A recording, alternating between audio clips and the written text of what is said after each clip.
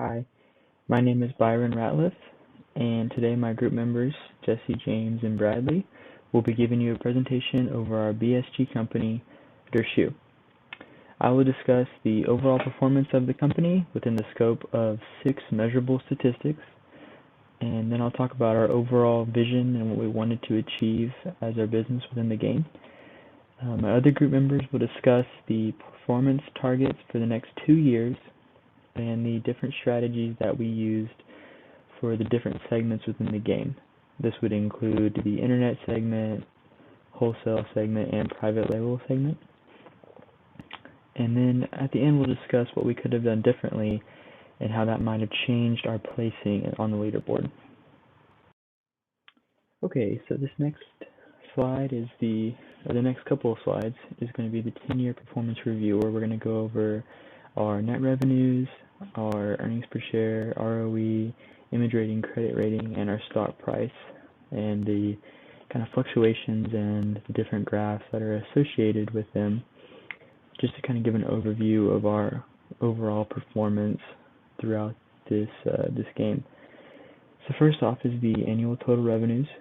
We can see that we started off about $400,000 right there at year 10, and as we can see, we were on the gradual up and up until about year 14. And this is kind of when everything hit the fan for our company. It seems to be like, just from reading the graphs, we kind of were doing well for the first 3 or 4 years, and then after that it really tanked. And kind of what I gleaned from all this information is basically what had happened is we didn't really take into account what prices we were setting and what they were compared to our competitors. We were really focused on trying to meet investor expectations and didn't really look into the overall strategy, kind of the big picture, which is responding to your competitors. Yes, your investors are important, but more important is creating demand and winning the market, and that really is what hurt us. So back to some of the graphs. Yeah, you can see like it goes up and takes a hit years 15 and 16 for the revenues, and we managed to kind of bounce back, and we were leveling out, just kind of trying to survive at the end of the game. As far as our EPS, same story. It's going up, then it definitely took a hit for about 3 years, in year 17, and then we were on the up and up again. And as far as the ROE, we weren't really sure what to do as far as with the ROE, just what makes it go up, what makes it go down. We weren't really sure, and after year 11 it was really like going downhill, and we were trying to get it to bounce back there at the end, but we were really just trying to survive and trying to make profit there at the end. Okay, so this next slide is for the annual credit rating, in-year stock price, and annual image rating over the course of the 10-year simulation. So first, the credit rating, we maintained a good credit rating for the up until about year 16. And year 17, we ended with a negative ending cash, and that set us back on our credit rating. And we were able to bounce back from it, something we just didn't foresee happening. And then as well as our stock price, it was on the up, and then it just seemed to crash whenever we made those decisions, overpricing our products, and we had no demand. As far as the image rating, we basically held a good image rating until kind of everything bad happened. And trying to recover, we made financial decisions that were not really in the interest of our customers, but more so just trying to recover financially. And finally, for the company's vision, we wanted to pursue the strategy of providing high quality footwear for a price that was just below our competitors. So for the 3-year plan, we employed the global best cost or more value for the money strategy, where the competitive advantage was an ability to incorporate appealing attributes at a lower cost than our other rivals. Um, and looks like it was going to work out well for us, but we just weren't really able to execute. We overpriced our products, and it ended up poorly for us. Hello, and welcome to my part of the presentation. My name is James Farmer, and I'll be presenting the portion of the presentation over the performance targets for the next 2 years if the game would have continued, and also the different strategies we use for our internet and wholesale sales. The first performance target I am going to speak about is the EPS, or earnings per share. As you can see, for the years 17 through 20, our company was showing steady growth, so it's only fair to assume that our company would have continued this growth. As you can see here on the graph, the line steadily increases through the years. The next performance target is the ROE, or return on equity. This performance target also showed a steady increase for years 17 through 20, so it's safe to assume that the trend would have continued. As you can see, our return on equity had a dramatic increase from year 17 to year 18, and then shows a steady increase through the years 20, 21, and 22. The performance target of our company's credit rating showed a strong incline from years 17 through 20 and began to show a flattening if the game were to continue for another 2 years. So you can see the sharp growth that it had from year 17 to year 18, and then it had a steady growth from 18 to 20, and then it started flattening out here. So I'll go on to our next slide. The final two performance targets for our company are the image rating and our company's stock prices. Our company's image rating never dropped below a B rating, so we would assume that we would continue to have a good image rating, nothing below a B, for another 2 years if the game would have continued. As you can see, our company stock prices took a big hit in year 17. You can see right here where it was up and then it dropped drastically, down to 16 and 17, which was a big hit for us. But it began to increase in dollar amount through year 20. We feel as though this trend would have continued for another 2 years. So you can see that it started going up in year 19, and so we assumed that it would continue the same trend. Next slide here. Now I will speak about our company's strategies for our brand sales for the internet and our wholesale. We chose a strategy of not differentiating between regions on the internet because all regions were considered the same by us for sales on the internet. As far as our company's strategy for wholesale market, we deemed the North American and European market as developed countries and would have more GDP per capita than that of the South American and Asian Pacific regions. You can see that our strategy for our wholesale market fluctuated, but this tends to happen. So you can see here, we'll go on to the next slide. Let's see, back here. Hold on. Computer error here.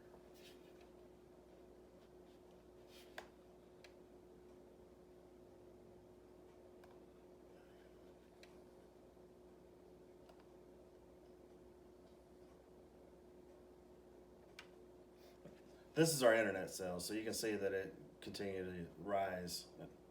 So we had good there. But as you can see, our wholesale here, it would rise and fall. We'd have big troughs, and in year 16 it grew and flattened out in year 18 and was beginning to decline in year 20. So we don't know, the trend has, valleys and highs, so that's why, we looked at it here, big hill and then a valley and then another big hill coming for us. So, and now I'll hand it off to my colleague, Jesse Gunnels. All right. Hey everybody, name's Jesse Ganels. Hope everyone's doing okay. I want to say an apology first off with sorry for the kind of weird setup that I'm going to be doing today. Um, PowerPoint, my PowerPoint's kind of old, I guess. Apparently it'll record my audio, but it won't record my video. So I just kind of wanted to explain why I'm recording like this. But other than that, I'm going to be presenting the next 3 slides, and let's just get right on into this. All right. So the first slide I'll be going over is our company strategy for the private label market. Our company didn't really focus too much on the private label market. Most of our time and resources was spent on wholesales and the internet markets. We were really focused on trying to keep up with our competition and focus on our focus on our main product. But we did invest a little bit, as you can see with the graph down below, into the private label market. We didn't invest too much, as you can see. We kind of faltered throughout the years here and there. Basically year 13 to about year 17 was okay. And then by year 18, 19, 20, we just completely fell off of that. So that's kind of where we were coming from with for our company with the private label market. Moving on to the next slide, though, I'll be covering our company's production strategy. Our company was focused on Our company was focused on trying to get the most out of each of our locations while avoiding the use of overtime. And we were able to do that pretty successfully. I don't think we hit overtime once, if I'm not mistaken, because we were very adamant about that. We started out primarily focusing on our North American and Asia Pacific facilities, but as the years progressed, we eventually diversified our production and started focusing our efforts throughout Europe, Africa, and Latin American facilities. We wanted our workers to be treated fairly and gave them increased wages, incentive pay, fringe benefits, and best practice training in order to ensure that we got the most output out of all of them. All right, moving on to the final slide, or my final slide, company's finance strategy. We tried to pay dividends when we could, up to 50 cents to $2. Every couple of years, we would buy back some stock to try and reduce our equity. And then, given how our company was continuing to perform, it is unlikely that we would have been able to increase the amount of dividends that we were paying back to the investors unless we decided to modify our overall kind of business strategy. We probably talk about that a little later with within the slides about what we've learned through doing BSG, but definitely hit a couple hiccups for sure when it came to this kind of department. But overall, we did pretty good. Thank you. All right. Hello, I'm Bradley, and I'm going to start my part by talking about the strongest competitors. To start off, I'm going to be talking about the competitors in the internet market for the first year. In North America and Latin America, we have Company F, which is Fulcrum, taking 21.1% of the North American market and 21.4% of the Latin America market. They had some big advantages, such as their strong SQ rating, 8.2, high investment in search engine advertising and brand advertising. Their biggest advantage being their very high celebrity appeal. So they had some really good celebrity endorsements there. Next, in the Europe, Africa, and Asia Pacific, we have Company A, which is Athlete Shoe Company. They captured 21.3% of the market in Europe, Africa, and 20.2% of the Asian Pacific market. Their advantages were advertising, and they also had a very high SQ rating. Next, I'm going to be talking about competitors in the wholesale market. We have Athlete Shoe Company as the strongest competitor all the way across the board. Their combination of really high SQ rating, low price for how high their SQ rating is, their high brand advertising, and their high retail support really gave them the advantages they needed to capture a majority of all 4 markets. Really great job.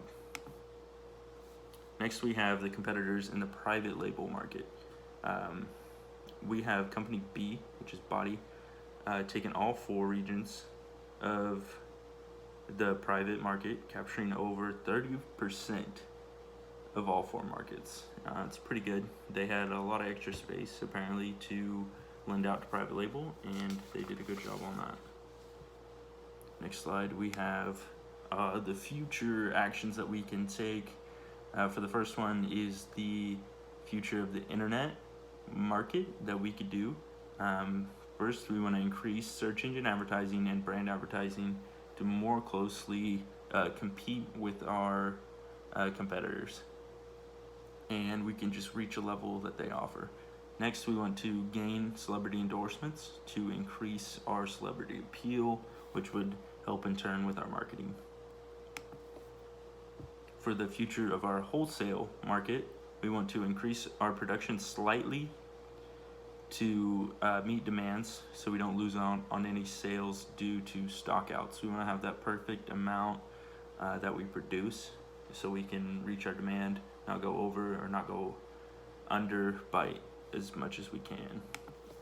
And then along with that, we also want to gain more of the celebrity endorsements. But moving on to the private label market actions that we want to do, we want to increase our equipment in each of the 4 regions so that we can have room to produce and offer into the private label. We also want to maintain a low price and undercut our competitors with our price so that we can reach and get sales there, and also keep our SQ rating at a minimum.